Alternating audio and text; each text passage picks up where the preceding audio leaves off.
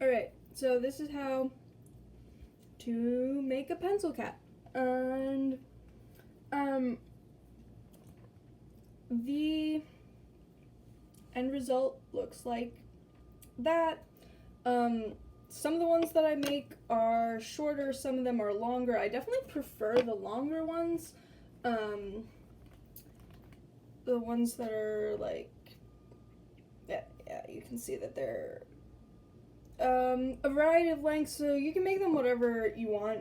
I tend to find that the longer ones just stay on a bit better. So the materials that you need, fabric scraps, whatever works. I don't really measure them.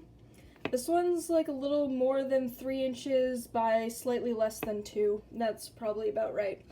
I use a hexagonal pencil. You're gonna need to wrap them.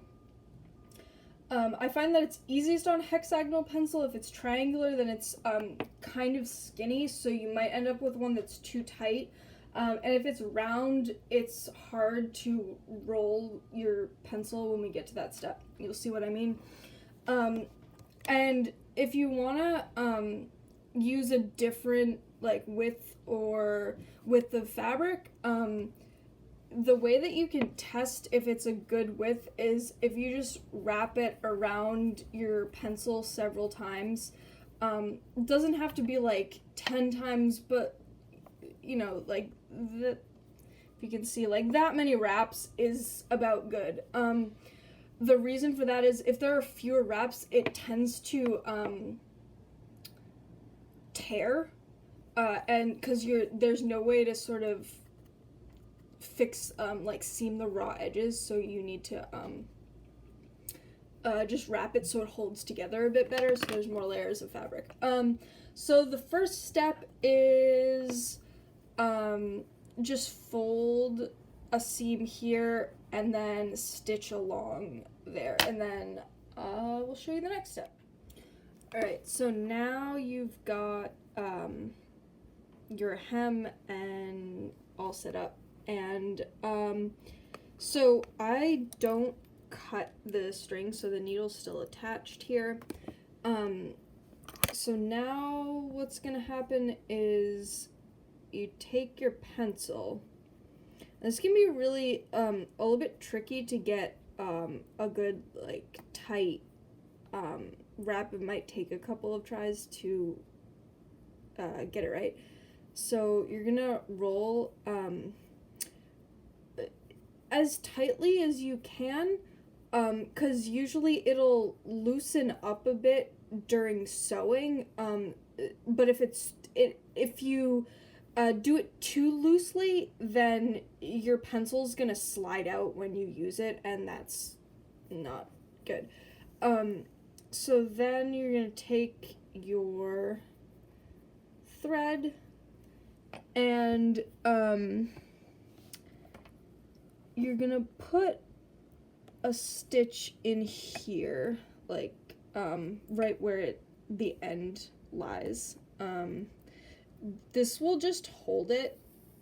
You're still gonna need to like hold it closed with one of your fingers. So now what you're gonna do is go around the whole bottom of it and sew it in place where you have 2 layers. The reason for this is if you don't do this step, when you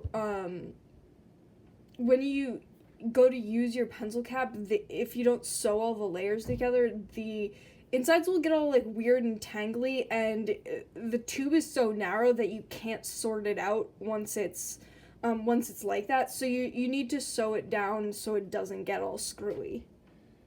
So that's this step. So I will continue once this step is done. Alright, so that step is done.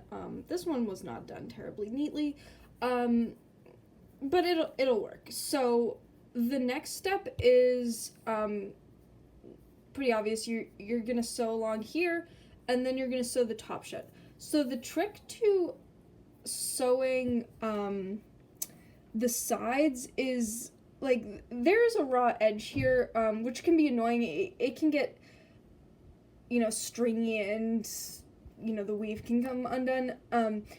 So you're going to want to put your stitches close together. They don't have to be insanely close together, but fairly close together. The other thing that you're going to want to do is when you sew through the side, just try to grab as a few layers.